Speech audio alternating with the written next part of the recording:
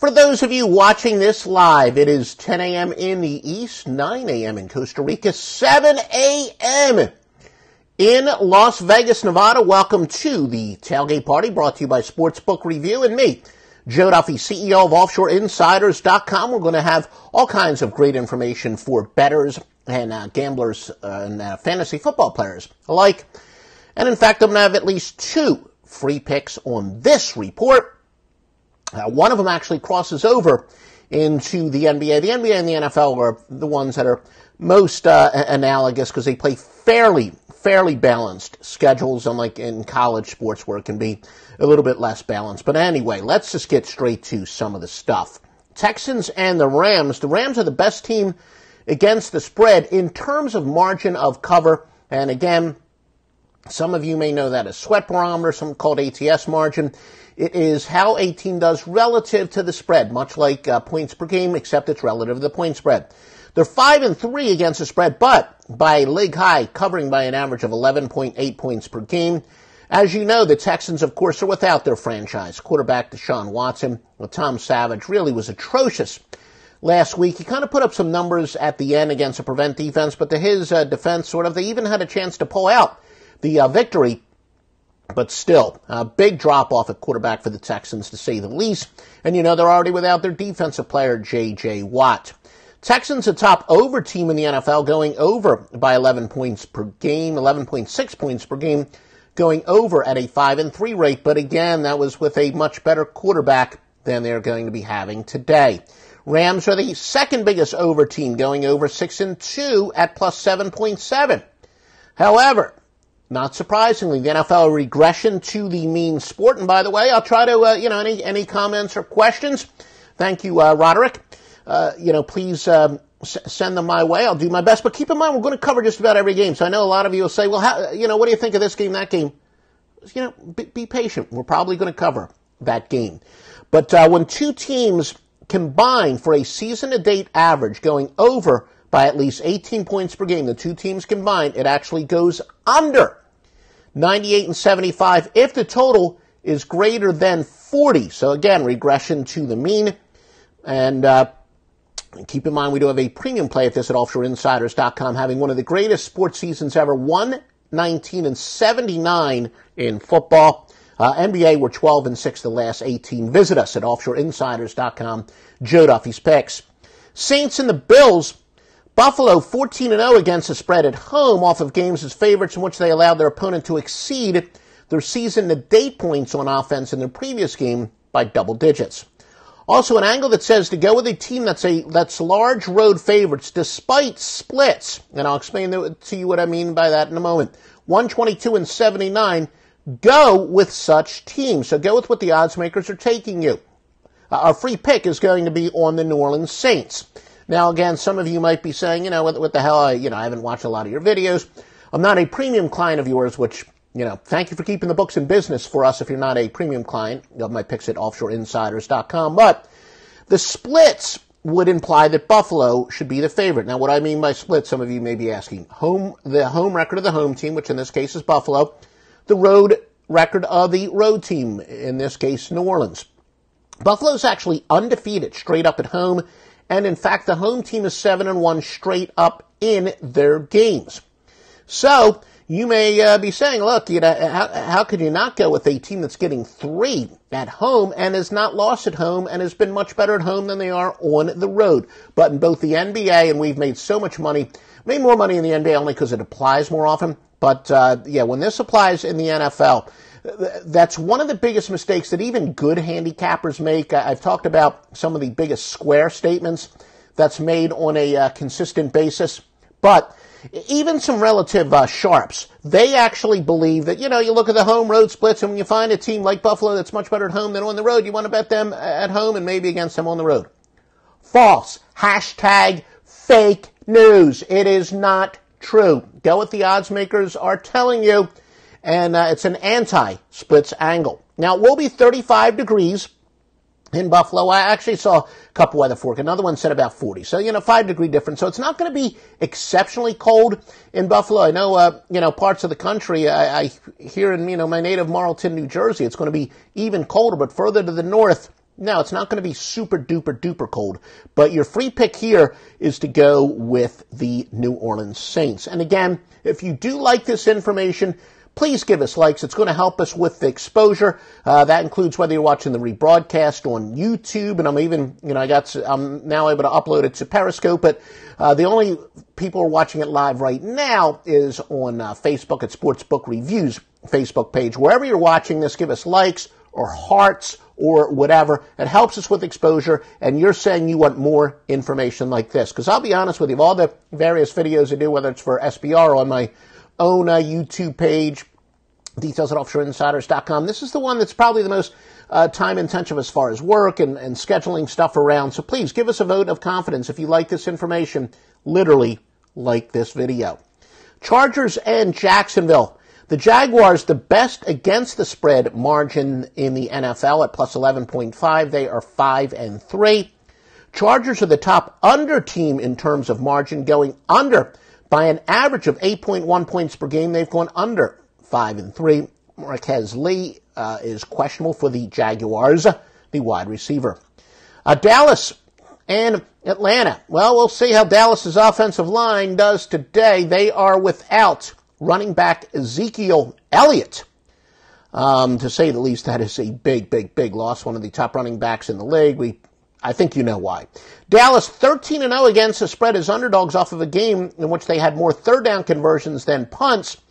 Wide receiver Dez Bryant's actually questionable for Dallas, so make sure you continue to check those lines at SBR odds. We love SBR odds, and check those lines because that game could definitely move depending. And there we see it's even going up to 3.5 in some areas. So maybe there are some people who think that Dez Bryant isn't going to play, but SBR odds, we use that, including for games in progress. Now, the Falcons star wide receiver Julio Jones will play despite being limited in practice. And Falcons, hopefully, they hope he catches a ball if he's wide open in the end zone. Crazy play last week.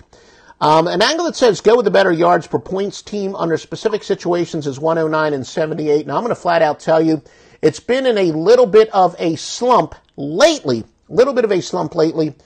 And this is not a premium pick, but it was damn close because I think you're going to find out Dallas's highly touted offensive line not going to be so good, with some journeyman running backs behind Ezekiel. They get some decent talent, but this is a big situation for Atlanta to finally have a big bounce back. Another free pick is to go with the Atlanta Falcons. Steelers and the Colts. The Steelers have the highest percentage of unders, going under 7 of 8.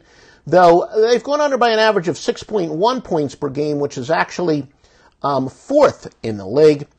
Colts wide receiver T.Y. Hilton is questionable as he was limited in practice Thursday and Friday. The Jets and Tampa. Tampa is the worst spread team in the NFL at 1-6-1 by minus 5 points per game. The Bucs wide receiver Mike Evans is out.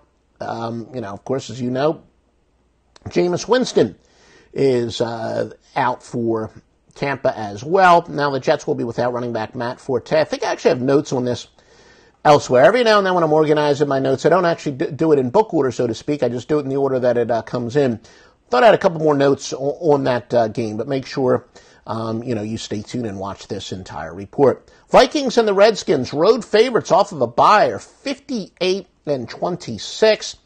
That would favor the Vikings. However, home dogs off a win as a road dog, 148, 111, and 9 for 57%. That would favor the Redskins. Now, the Vikings defense has been nothing short of tremendous, holding teams to 0.5 yards per rush and 0.6 yards per pass, below their normal average. Case Keenum, 610 yards and 7 touchdowns with 3 interceptions and 7 appearances. As you know, it's been a revolving door. Looks like Teddy Bridgewater should be able to play if needed, and the Vikings certainly, in theory, they're down to their number 3 quarterback with Sam Bradford out, and Teddy Bridgewater looks like he's ready to make his return, but he's going to be rusty, to say the least. And he's not going to start today, and I doubt if he'll play. But Washington's offensive line expected to be much more healthy than they were last week in their upset of Seattle. Washington is going to be much more healthy.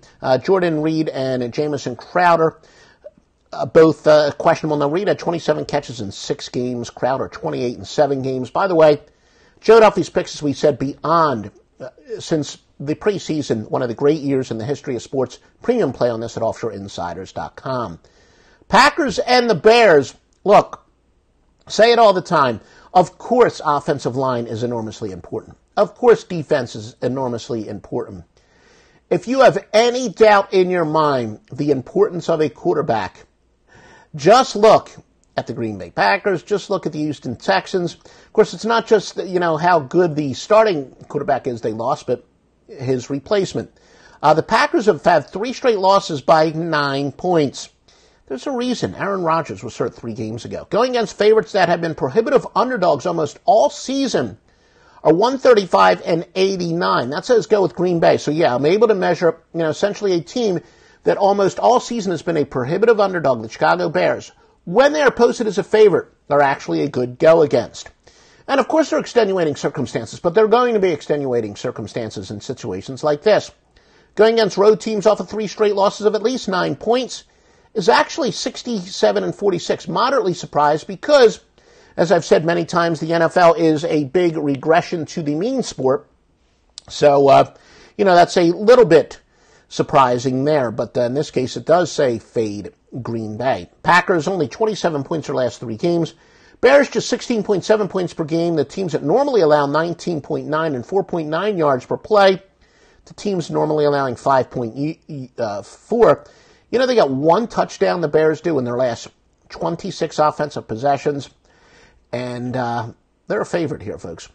Now, I saw one of the Chicago papers is saying this is the biggest home game in the John Fox era. And that's possible. Look, he's one of those coaches in the hot seat. If he loses this game, should be interesting. Now, Mitch Trubisky, this is a game he's got to break out. Teams are using 9 men, not 8 men, not 8 in the box, 9 men fronts against Chicago. They're begging Chicago to beat them. Trubisky's only completing 47.5% of his passes. Brett Hundley, 2 career touchdown passes and 8 interceptions. And since 2014, totals of 39 or less have actually gone under at a 20-7 rate. And yeah, Archie Wilson, thank you for that. Yeah, can they score without Aaron Rodgers? Well, we're talking about that game here. I've got my doubts. That it's a very low total, but, and I've alluded to it before, and I think years ago, one of the first videos I did with Peter Loshak, he, of course, one of the great stars of Sportsbook Review, he said, what have been some of the biggest changes in all your years of handicapping? Now, I've been a professional handicapper since 1988 on the score phones, and I told him, I said, Peter, in the NFL, you could almost religiously bet low totals over and high totals under, and you would make a fortune. That is not the case anymore. These 2 offenses are so damn bad. I can certainly see how betting the under despite the low total, and recent history says that is a good idea. Home favorites off of a bye when their opponents off of a short week are a go against of 15-6, including 13-4 this century, so that would say go with the Packers. Now, teams in big losing streaks, but they scored at least 14 points in the fourth quarter of their last game. 78 and 48, so Green Bay, they showed some signs of life. That would say go with Green Bay. Light rain is expected. Surprising for, November the 12th. And by the way, a sincere thank you to any veterans out there. I know it's Veterans Day weekend. Words cannot express my appreciation. Look, when I turned 18, I think I was literally like 18 years and one day when I went and I rode my 10-speed bike, proudly registered for the draft, but I'm one of those, I did not serve in the military, and I thank those of you who have made it possible for me to, go away to college when I was 18, have a good time, and even learn, the computers were really starting to explode back then. I'm a little older than I look. And that's really helped me. There are a lot of things I've learned in college that I've actually applied to handicapping. One of them is deductive reasoning versus inductive reasoning, something we've talked about a long time ago. A sincere thanks to all of you veterans out there. Jets and the Buccaneers. Ryan Fitzpatrick. All right, I thought I had some information here elsewhere. We already told you about that. Yeah, every now and then I'll actually post notes on one game, come back and miss that I post it otherwhere, and I'll have notes on the same game posted twice. 15-mile-per-hour winds are expected, the Jets in Tampa. So and I think that's what I was getting to say, that, November the 12th, middle of November, you really start to look at weather, especially in the northeast cities where it can be rainy and windy and maybe snowy and cold. Not really much that big of an issue today, the weather. Browns and the Lions. The Browns are 2-6 against the spread, including 0-4 on the road where they are outscored by 13.5 points per game. By the way, thank you for those of you giving us a likes. It really helps us out. It's a vote of confidence, helps us in search engines, and it's your way of saying you want more picks. But to that question, Archie, no, I don't think they can score. My biggest worry, though, when you have two questionable quarterbacks, you can have turnovers and you could have short field. So I don't think the offenses will put this game over the total, but I'd be very worried about some either not so much defensive scores, but the defense giving their offense a short field. But I don't see a lot of 80-yard scoring drives. So if anything, despite the low total, as I said, recent history says betting low totals are a good idea. The Browns are, as we said, the Browns are just terrible on the road, and they're an outlier. We do have a lot of systems that say go with really bad teams in our regression to the mean. We did find out, though, I think it's when a team has lost at least 20 out of 21 straight up over a 2-year period. That's the outlier. And, fortunately, I did discover that earlier this year, so tightened up some systems. Normally, we probably would be going with the Browns in a situation like this. And, I'm not a Matt Stafford fan, so, going against Matt Stafford as a big favorite is usually a pretty good idea. But here's the thing. This is Detroit just snapped a 3-game losing streak. They're playing an awful team. I can see why Detroit would have a little motivation to run up the score, a quote-unquote statement game, especially for their offense. So that's why another reason I kind of begged off of it as a premium pick. What the hell, we'll throw it in as a free pick on Cleveland. But Cleveland, look, they're most vulnerable to the pass, allowing 7.1 yards per pass to teams that permit an average of 6.5. Now get this, rested winless teams are 21-4 against the spread. So that would favor Cleveland. It makes a whole lot of sense. Team that needs to make adjustments do. Little surprise as, we found that generally even teams that are playing well do benefit from the rest. And especially in recent years, the NFL is such a physical sport that teams off of a bye, as would be the conventional logic, generally do well, whether they're bad or good teams. Used to be good teams didn't benefit as much because, look, when you're in a groove, you really don't want that rest. And I will tell you, NBA season is here. As a general rule of thumb, we have quite a few angles that basically say hot teams, look, they like playing those 3 games in 4 nights. They're in a groove, and I know the NBA, the new scheduling, and don't think we're having any more than 5 games in 7 nights. But that does apply in the NBA. Teams that benefit from rest in the NBA when they need the rest. But NFL rest in recent years has always been good. And in hindsight, that makes a ton of sense because, as I said, the NFL, the players get bigger, stronger, faster. Whether you're playing well, whether you're playing poorly, the rest really helps teams out. Many systems that say go with bad teams off of a bye.